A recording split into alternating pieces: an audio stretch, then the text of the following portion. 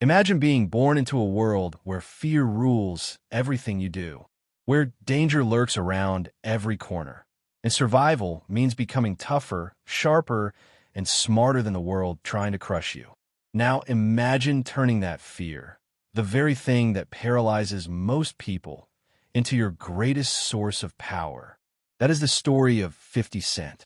And it's also the message behind one of the most transformative books ever written about power, courage, and control. The 50th Law by 50 Cent and Robert Greene. This is not just a book about success. It's about fearlessness, about stripping away illusions, facing life as it is, and mastering the only thing that truly matters, your own mind. Fear as the ultimate prison. Robert Greene first met 50 Cent in 2006. What struck him was not just 50's success, but his fearlessness. Growing up on the brutal streets of Southside Queens, 50 learned early that fear kills more dreams than death itself. Greene realized that while most people spend their lives reacting to circumstances, 50 had learned to shape them. Out of that realization was born the 50th Law, a philosophy rooted in one timeless truth. The less you fear, the more powerful you become. The introduction explores the evolution of fear itself. Once a survival instinct, fear now infects our modern lives in subtler ways. Fear of failure, rejection, standing out, or losing comfort. Our culture, media, and even our habits feed it until we become paralyzed. Franklin D. Roosevelt warned, "The only thing we have to fear is fear itself." And he was right. Fear breeds hesitation. Hesitation breeds weakness. Weakness breeds defeat. The cure? A fearless attitude. Fearlessness doesn't mean recklessness. It means clarity, seeing reality without illusions, confronting challenges head-on. And that is where 50 Cent's story begins, in the streets, in the chaos, learning to see life with intense realism. Chapter 1. See things for what they are. Intense realism. Life for 50 Cent was never a playground. It was a battlefield. Growing up in Southside Queens, surrounded by violence, addiction, and poverty, he quickly realized that survival depended on one thing: how clearly you could see the world around you. He didn't have the luxury of delusions or daydreams. He saw the drug dealers flashing wealth, the addicts wasting away, the kids going nowhere, and he asked himself one question: what's real? That single question became his compass. At 11 years old, Curtis Jackson chose the hustle, not because he wanted trouble, but because it was the only visible path to freedom. But the deeper he got, the more he saw how treacherous the streets were. Friends could become enemies overnight. The cops could be bought or bribed. Every corner had its own rules. One misstep could end it all. And through it all, one lesson echoed in his mind, told to him by an older hustler named Truth. The streets ain't dangerous, kid. It's your mind going soft that kills you.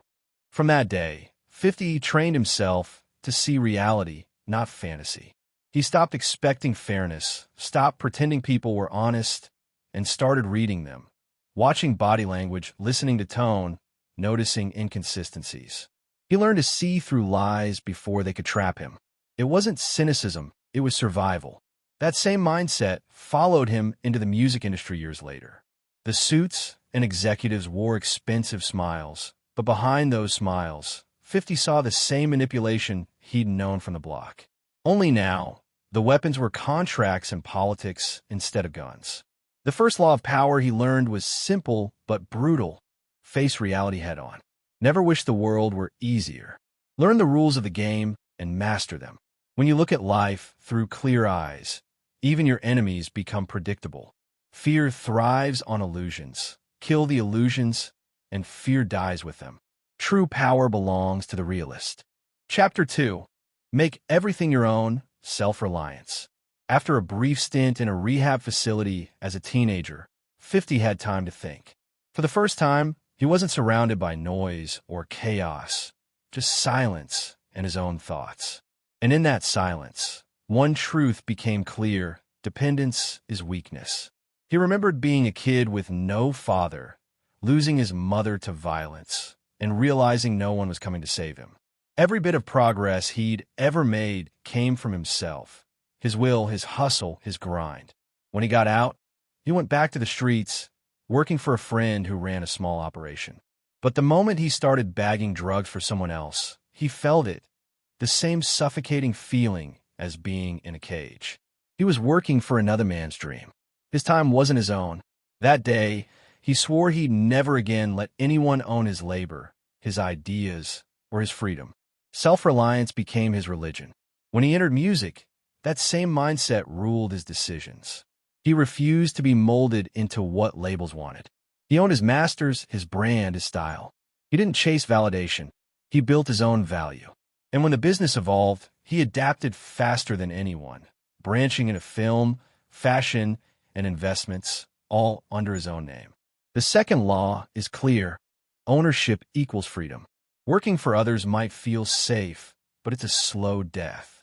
When you own what you do, you unlock creativity, motivation, and true power. Dependence breeds fear. Self-reliance breeds fearlessness. Chapter 3. Turn shit into sugar. Opportunism. In 2000, the unthinkable happened. 50 Cent was ambushed outside his grandmother's house and shot 9 times at close range. Bullets tore through his legs, arm, chest, and face. The doctors didn't think he'd survive, but he did. And when he woke up, something inside him had changed forever. The fear of death was gone. He couldn't talk properly. His record deal with Columbia was canceled. Industry doors slammed shut. He was blacklisted. To most, it was over. But 50 saw it differently. He realized that rock bottom was solid ground. You can rebuild from there. Instead of begging for a comeback, he created one. He went underground, releasing mixtapes independently. He sold them out of car trunks, gave them away on the streets, flooded New York with his sound. He didn't wait for permission. He made himself impossible to ignore. Those mixtapes didn't just revive his career. They reinvented the music industry. 50's raw, unfiltered energy connected directly with the people. He became a legend before the labels even realized what happened. When Eminem and Dr. Dre finally signed him, 50 was already unstoppable. His third lesson was this: adversity is a gift in disguise.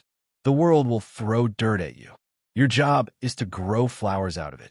When things fall apart, look closer. There's always a hidden opportunity waiting. Power belongs to those who can turn every loss into leverage. Chapter 4. Keep moving. Calculated momentum. There's a reason sharks never stop swimming. If they do, they die.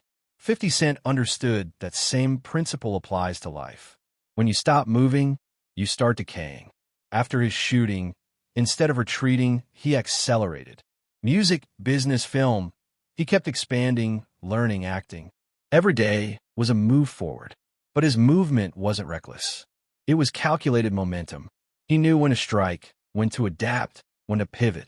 In the streets, hesitation could get you killed. In business, it could cost you everything. Movement created energy, attention, and control. The more he acted, the more doors opened. For 50, stagnation was death. He said, "I don't wait for things to happen. I make them happen." And that's the heart of the fourth law.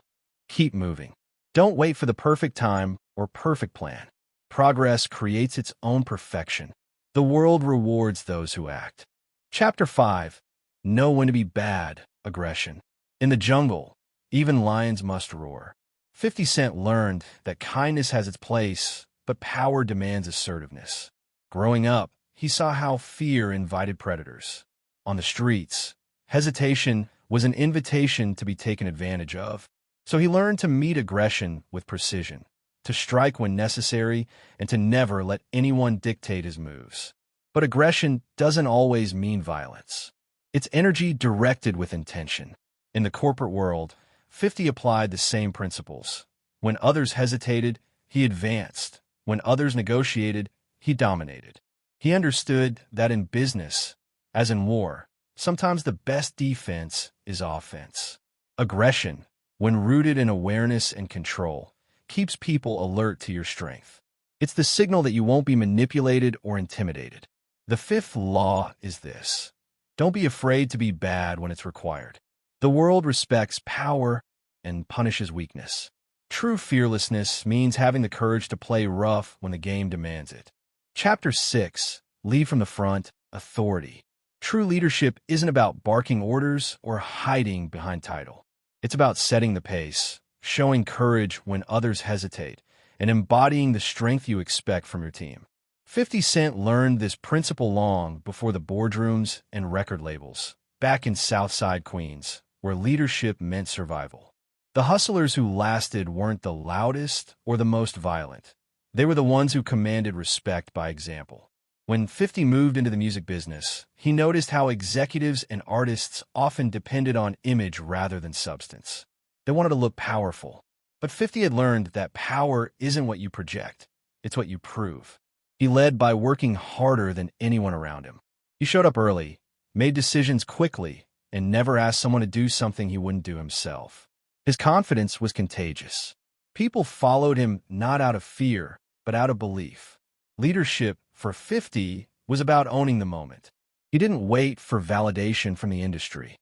He validated himself through results. Whether it was building G-Unit into a global brand or venturing into business empires beyond music, he carried the same street code. Show strength, lead with clarity, and stay visible. When the leader moves, the crew follows. The sixth law is simple: lead from the front. People trust what they see more than what they hear. If you want loyalty, show direction. If you want respect, demonstrate control. The fearless don't demand authority, they become it. Chapter 7. Know your environment from the inside out connection. Power doesn't exist in isolation. It's born from understanding the world around you. The people, the systems, the unspoken rules. 50 Cent mastered this art early on. On the streets, he learned that knowledge was the most valuable currency. Who was making moves? Who was slipping? Who was watching whom? Every detail mattered. When he entered the music and business world, he carried that same instinct. Before every deal, he studied the players. Before every release, he learned the audience. He listened, observed, and adapted faster than anyone else. This was not manipulation, it was strategy. You can't influence what you don't understand. He once said, "I treat every room like the block. I figure out who's who, what's real, and what's fake before I make a move."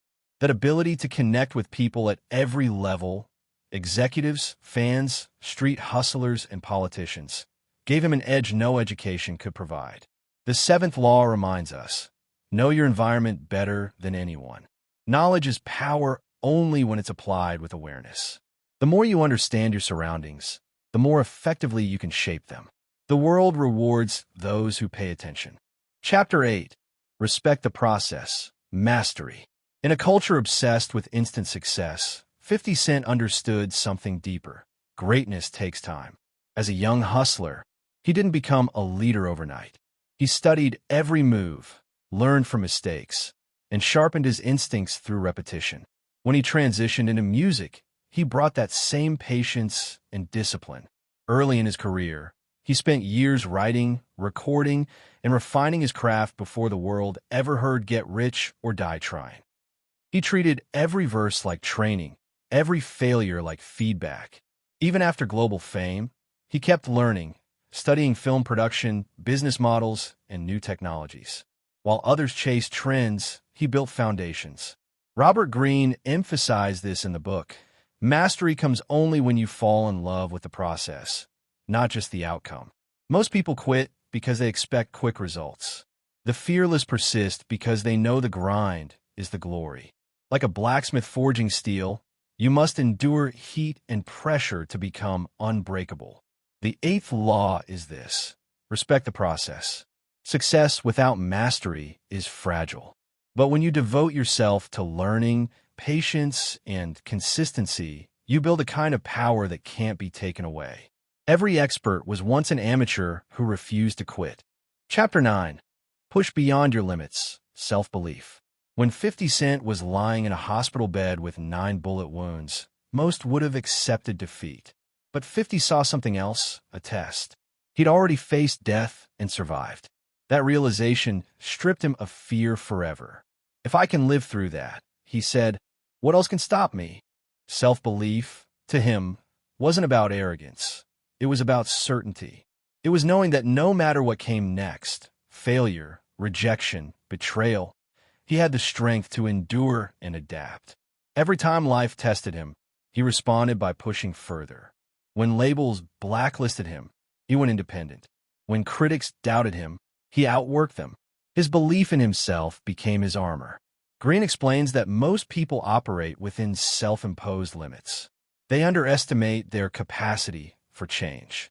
The moment you break through those limits, the world expands with you. The fearless mind doesn't ask, "Can I?" It declares, "Watch me."